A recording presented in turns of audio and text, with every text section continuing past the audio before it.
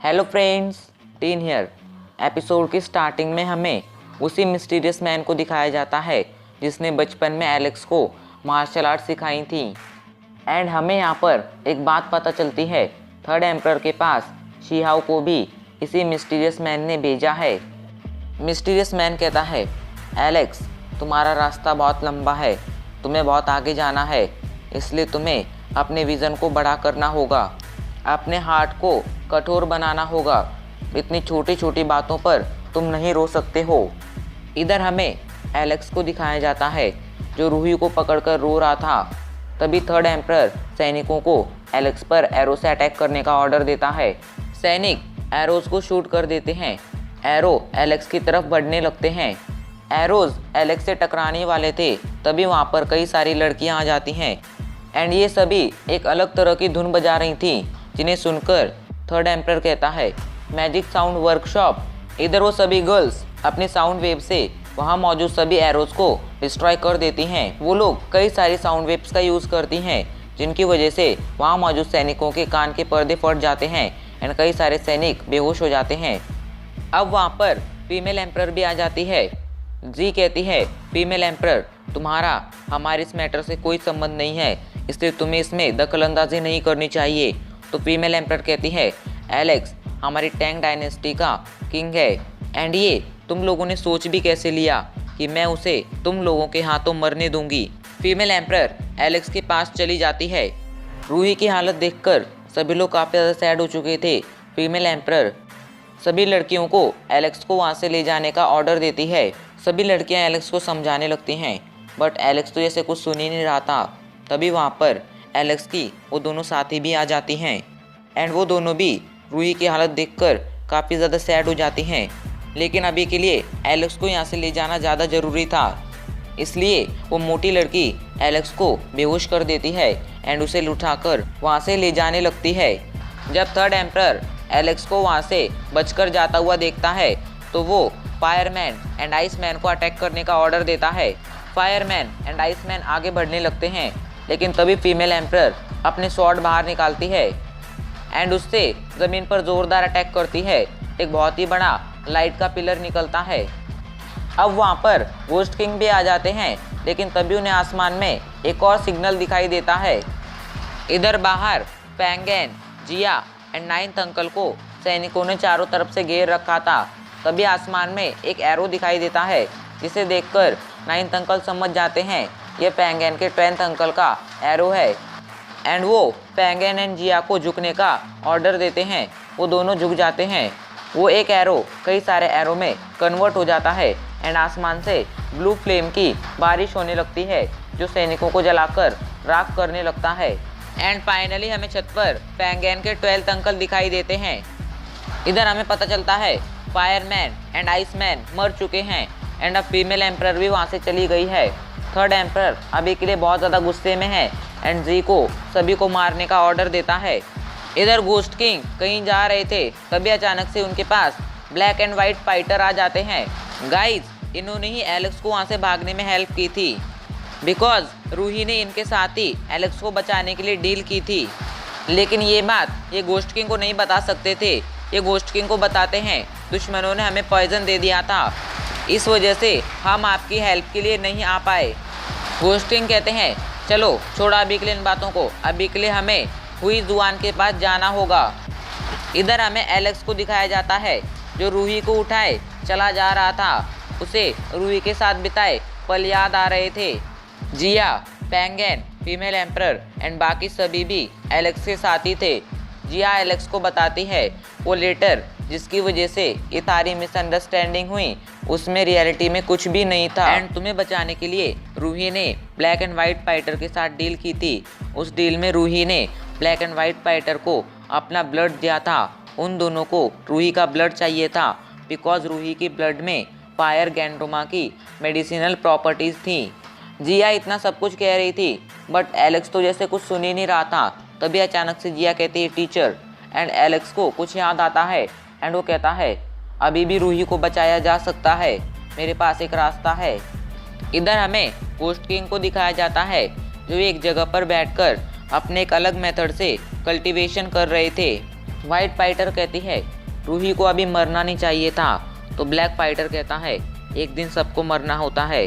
तो white fighter कहती है बट अभी उसकी एज नहीं थी मरने की, क्या उसे बचाने का कोई तरीका नहीं है।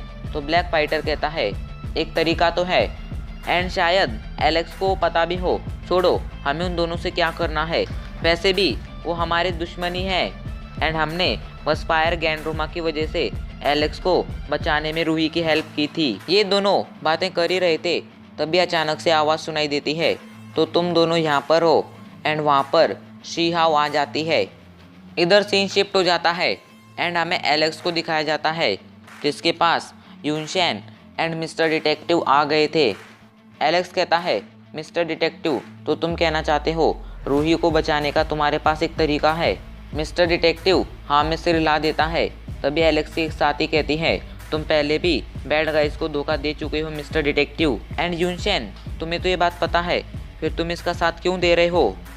गाइज ड्रैगन फैमिली के सबसे वफादार लोगों के ग्रुप को बैड गाइज कहा जाता है एंड स्टार्टिंग में जिस मिस्टीरियस मैन को हमने देखा था वो मिस्टीरियस मैन भी बैड गाइज का ही मेंबर है। यूनशैन समझाते हुए कहता है मिस्टर डिटेक्टिव ने हमें धोखा नहीं दिया था एंड वो स्वॉर्ड को लेकर वो ड्रैगन स्वॉर्ड को लेकर वहाँ से भागा नहीं था बल्कि उस टाइम इसने ड्रैगन स्वॉर्ड को वहाँ से ले जाकर इसे गलत आदमियों के हाथों में जाने से बचाया था। एलेक्स कहता है अभी के लिए इन सभी बातों को छोड़ो एंड मुझे रूही को वापस से ज़िंदा करने का कोई तरीका बताओ। तो मिस्टर डिटेक्टिव कहता है सबसे पहले हमें ली चुनफेंग के टॉम को ढूंढना होगा एंड फिर उसके बाद हमें मिस्टीरियस एलिक्सर को ढूंढना होगा। मिस्टीरियस एलिक्सर को कंज्यूम करने से कोई भी इमोर्टल बन सकता है एंड एक मरे हुए को भी जिंदा किया जा सकता है। एलेक्स कहता है रूही को बचाने के लिए मुझे जो भी करना होगा मैं करूँगा। एलेक्स के साथी एलेक्स का साथ देने के लिए पहले से ही रेडी थे। अब फीमेल एम्परर वहाँ से चली जाती है बिकॉज उसे अपने एम्पायर को संभालना था एंड फैंगन के 10th uncle and 12th uncle भी वहाँ से चले जाते हैं बिकॉज उन्हें आज जो भी हुआ उसके बारे में अपने एम्परर को रिपोर्ट करना था। फीमेल एम्परर के साथ साथ वो वुमेन्स जो एलेक्स को बचाने आई थी वो भी वहाँ से चली जाती हैं। इधर एम्परर जो भी उस एलिक्सर को हासिल करना चाहता था एंड जब उसे पता चलता है एलेक्स उसी एलिक्सर को हासिल करने गया है तो वो इस मौके का फ़ायदा उठाने का डिसाइड करता है। इधर हमें उसी ओल्ड मैन को दिखाया जाता है जो अभी भी अपने बेटे को ढूंढ रहा था। तभी अचानक से उसे एक ब्यूटीफुल लड़की दिखाई देती है। वो उसे परेशान करने लगता है तो ब्यूटीफुल लड़की उसे एक ज़ोरदार थप्पड़ मार देती है। तभी इस ओल्ड मैन के पास एक लड़की आती है एंड इसे अपने पास्ट के बारे में याद दिलाने लगती है। इस ओल्ड मैन को अपने पास्ट के बारे में याद तो आ जाता है बट अपने पास्ट को याद कर कर ये काफ़ी ज़्यादा डर जाता है बिकॉज पास्ट में इसके अपनों ने इसे धोखा दिया था एंड इसके साथ बहुत बुरा किया था।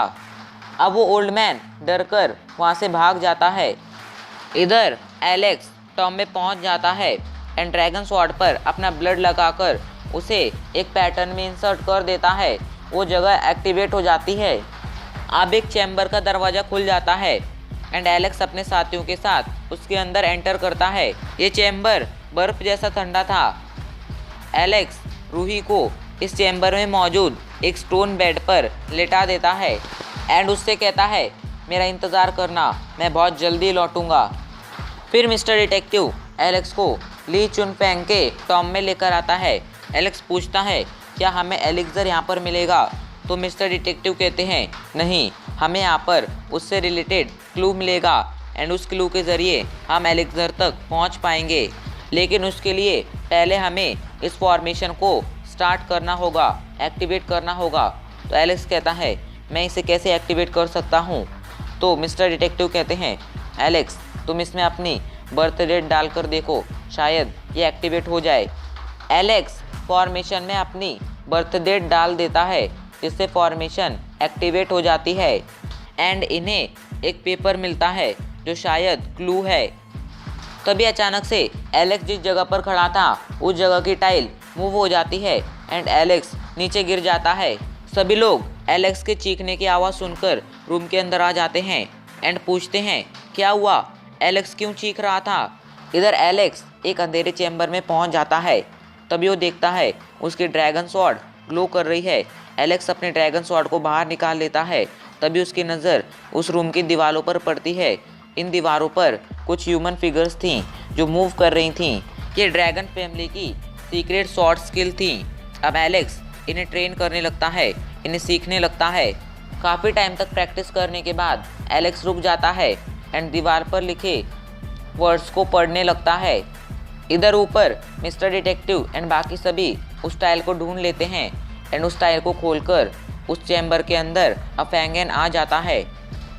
मिस्टर डिटेक्टिव ऊपर से इन चीज़ों को समझने की कोशिश करने लगते हैं एंड शायद उन्हें कुछ समझ आ जाता है, इस वजह से उनकी आंखें शौक से भर जाती हैं।